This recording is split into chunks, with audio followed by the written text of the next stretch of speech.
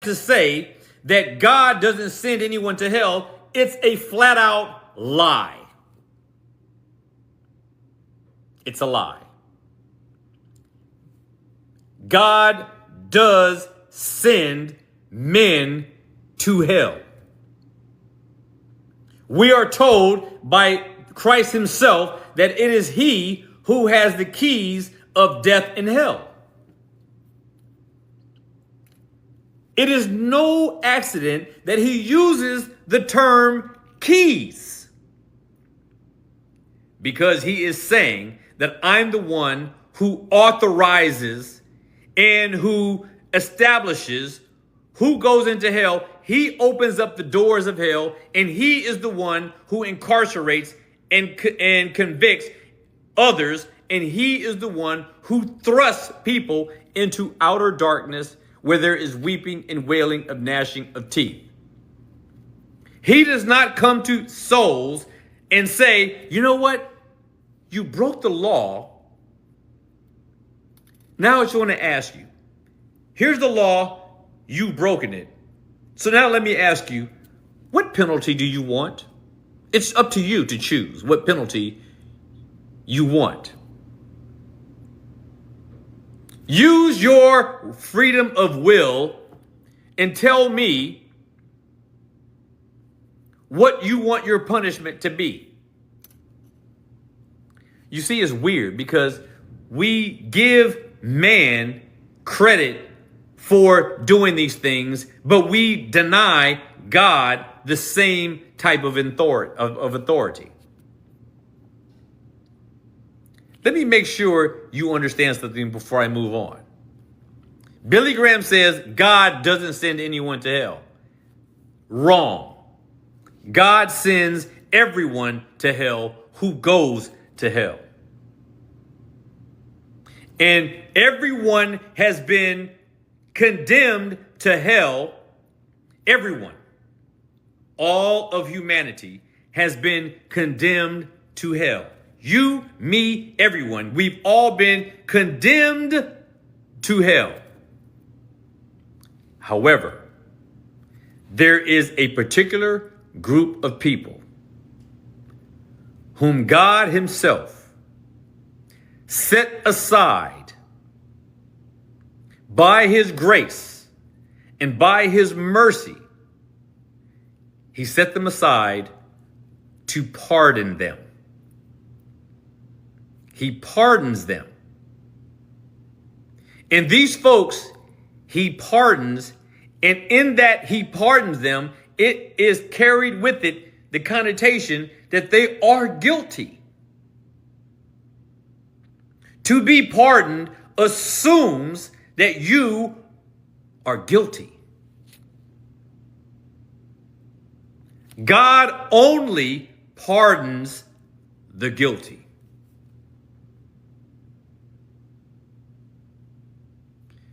I don't know how many of you heard, but today, or the last day or so, our new president, he pardoned around 1,500 people who committed insurrection against the U.S. government.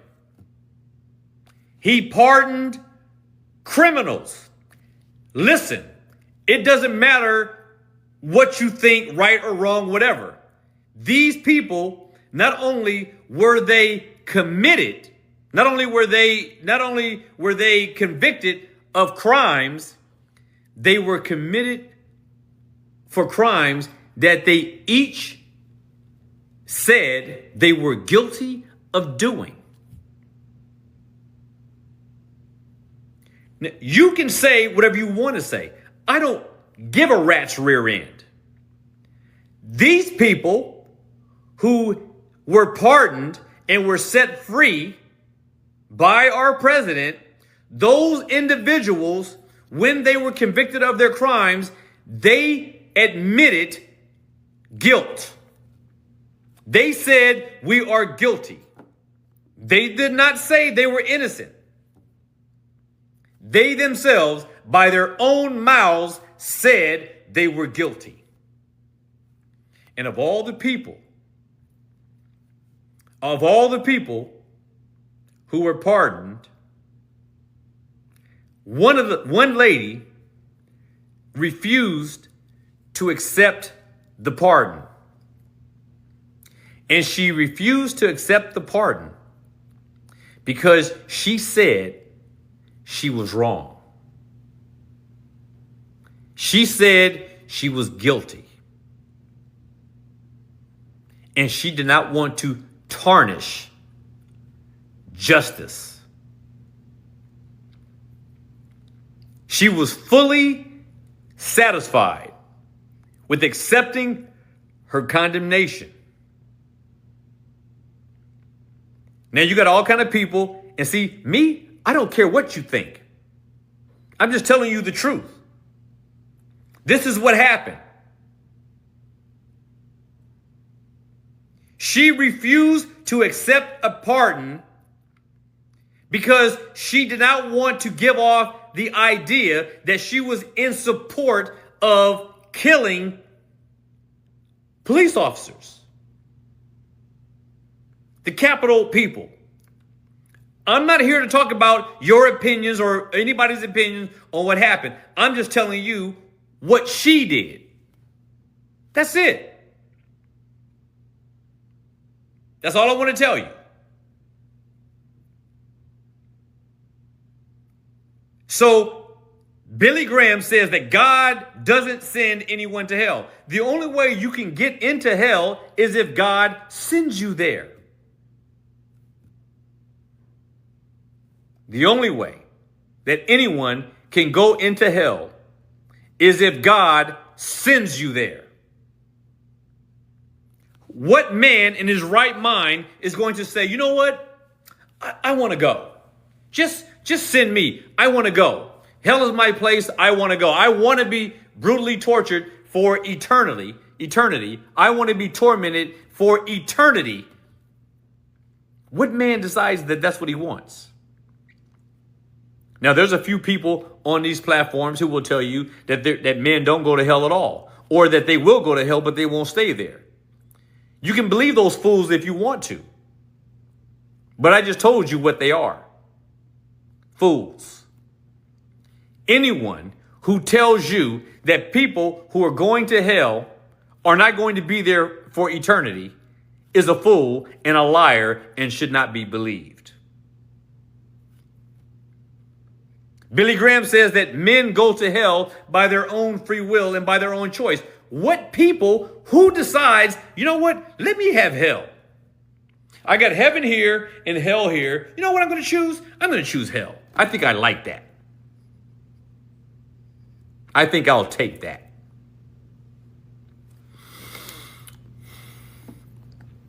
So then, Billy Graham says this, that hell, and I've heard this, Christians, I've heard this so many times. Billy Graham says that hell was made for the devil and his angels. Hell was made for the devil and his angels. Let me tell you where he gets that from. He gets that from Matthew chapter 25 and verse 41. And it says this, then shall he say unto them on his left hand. And let me start by saying, we are at the judgment seat, the great white throne judgment, where all men are standing, righteous and unrighteous. All men stand before the great white throne judgment. And Jesus says that he's going to separate the sheep from the goats. There's going to be a great separation, a great divide, if you will. And he's going to separate the goats from the sheep by putting the sheep on his right hand and the goats on his left side. And so Jesus says in Matthew 25:41, go look it up. Then shall he, meaning Christ, say to them on his left hand, Depart from me, you workers of iniquity, you cursed. Depart from me, you cursed ones, into everlasting fire, prepared for the devil and his angels. Somehow, I think Billy Graham missed this verse. Notice what it says here in verse 41. Then shall the Lord say, Jesus, unto them on his left, the condemned ones, the wicked ones, the goats. He says to them, depart from me. It wasn't their choice to go into hell. Jesus said to them, depart from me. Depart from me, you cursed ones. And we learn in other places that they were bound hand and foot and cast into the lake of fire. Cast, C-A-S-T, not asked, A-S-Q-E-D. Sinners who go into hell, they go into hell because they were cast into hell. They were not asked if they wanted to go there. Oh my gosh. Modern Christianity is the dumbest thing on earth. Jesus said to them on his left, those whom he did not know, according to Matthew 7, he says, depart from me. Depart from me, you cursed ones, into everlasting fire. And then he says, that was prepared for the devil and his angels. Billy Graham assumes what so many modern Christians assume and believe because of people like him who have been so effectual at perpetrating a lie. And they say that because it says that the everlasting fire was prepared for the devil and his angels, there is an assumption built in that man was not included in this condemnation. But that's not what it says. It says here that the everlasting fire, which is God's condemnation, it says that the everlasting fire was prepared for the devil and his angels. And his angels. I don't know how many of you know what angels are, but let's step back for a second. We all know who the devil is. So we have no problem with that. We all understand that the devil is going to be in the lake of fire. But it says that in verse 41 of Matthew 25, that also hell was prepared, the everlasting fire was prepared, not just for the devil, but for his angels. Now let me explain something about angels. Angels. What are angels? Angels are those who minister. An angel does not have to be a spiritual being like the ones in heaven, or like the demons that fell with Satan. An angel is a messenger. My friend here, Willie, says messengers of Yah.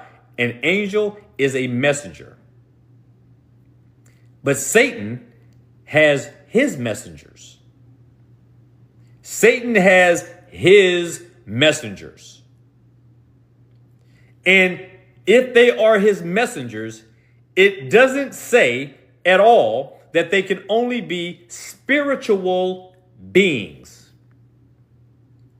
A person who serves Satan, man or angelic, is a messenger of Satan. If you go read the first 3 chapters of Revelation, it refers to the pastors of the 7 churches of Asia as angels, messengers. All of us who are believers, who communicate the truth of God, we are angels, messengers. Not angels by nature, but angels by administration, angels by operation, angels by agency, angels by effort, angels by service. When Jesus says in Matthew 25, verse 41, that those who are turned into everlasting fire that was prepared for the devil and his angels, the preparation was for the devil and everyone who is his messenger, whether it is spiritual being or a natural, earthly, terrestrial being.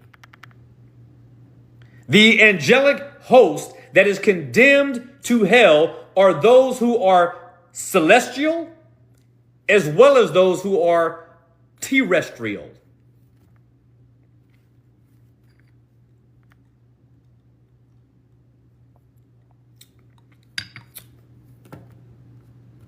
There you have it. Angels in Matthew 25:41 is a person or an angelic being, either one, who does the bidding of Satan. Those people are called the angels, of whom hell was prepared for their destruction. Demons and men. Doesn't matter.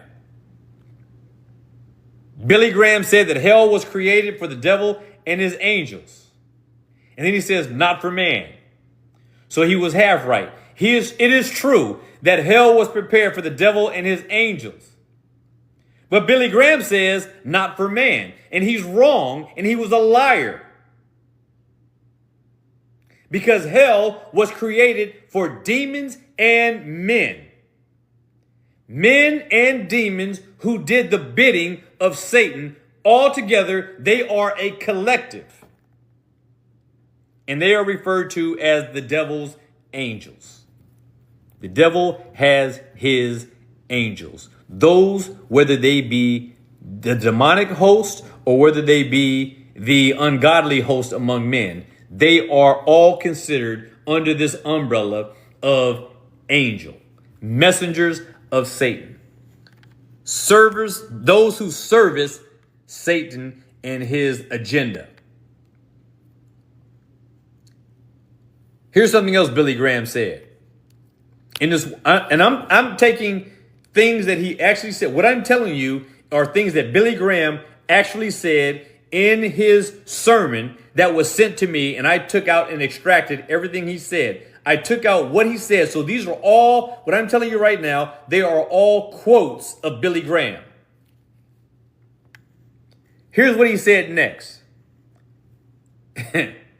He said that God never intended for man to go to hell. I don't know how many souls that Billy Graham is personally responsible for sending to hell, but my guess is that it is an awful lot of souls. He said that God never intended, these are his words, God never intended for man to go to hell. That, my friends, is a lie. God said that he created man out of clay. And that from the clay from which he made man, He made some who were vessels of honor, and he made others for vessels of dishonor. He said that there are those who are his elect, chosen people, and he said that there are those who are reprobate, rejected. There are those who were elected, and there are those who were rejected. You cannot possibly say that Jesus Christ died for Cain. Jesus did not die for Cain. Jesus did not die for Saul. Jesus did not die for Ahab. Jesus did not die for Jezebel. Jesus did not die for the Philistines. Jesus did not die for Judas. You guys need to read your Bible if you don't agree with me. I'm telling you, Jesus did not die for these people. There are those who he created for the reason that he created to do exactly what they did. Jesus did not die for Pharaoh. He did not die for Balaam. He did not die for Ehud.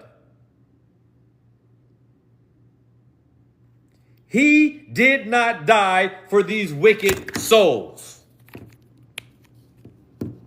He did not shed his blood for them. Because if he did, then he failed at saving them. Somebody said the Amalekites. He did not die for the Amalekites. That is correct.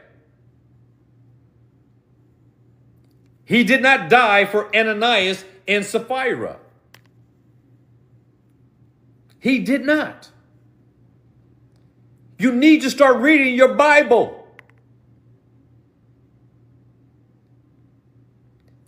Billy Graham says that God never intended for man to go to hell. This is a stupid saying. And he actually said it with his own mouth because I'm giving you his quotes. Listen, he says this, God never intended. Let's stop right there. Oh my gosh, Christians, listen. Billy Graham says that God didn't intend for man to go to hell. He didn't intend. First of all, if God did not intend for man to go to hell, he would never have created it. Number one. Secondly, if God didn't intend for man to go to hell, then no man would ever go to hell. No man would ever be cast into the lake of fire if God intended for them not to. God cannot intend to do something that he doesn't actually do.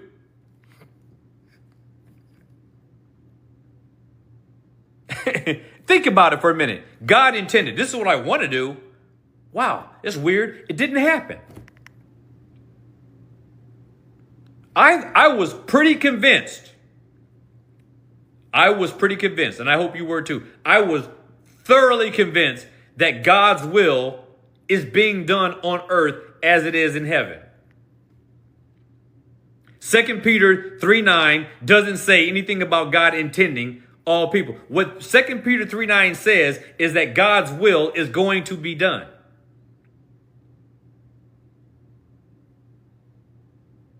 Second Peter 3:9 does not support contrary to what I'm saying.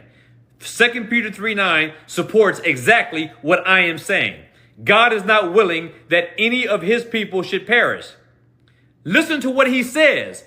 Peter says God is not willing, which means that if he is not willing, it is not going to happen. Nobody that God has chosen to be saved will perish because God is not willing that they should perish. You need, Mr. Meat, to go back and read the scripture. When God is not willing to do something, it doesn't happen. If God is willing to do something, it does happen. But there is nothing that happens that was not consistent with God's will. Everything that happens is because it was by God's decree and design. Everything. He is the sovereign creator of the universe, and nothing that he desires to do can be thwarted. God does not have intent. God does not intend to do anything that he doesn't actually do.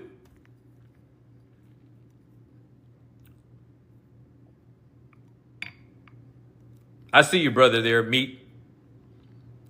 You see what I'm saying? We need to understand who God is. Billy Graham says that God never intended for men to go to heaven. What do you mean he didn't intend? God can't intend to do anything that doesn't happen. Is there anyone who's willing to say that there was something God wanted to do that he didn't do?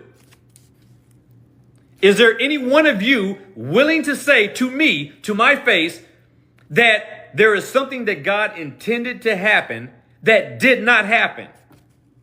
What kind of a Christian would be foolish enough to say something so stupid?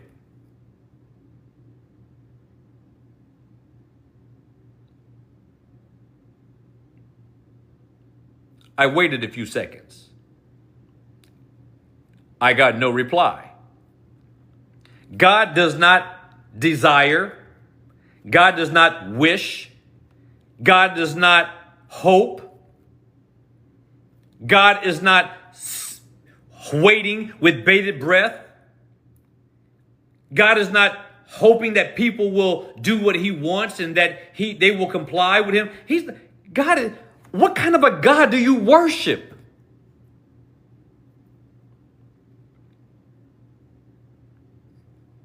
Where has Christianity, what has it come to? Where people think that God has intentions that he doesn't accomplish.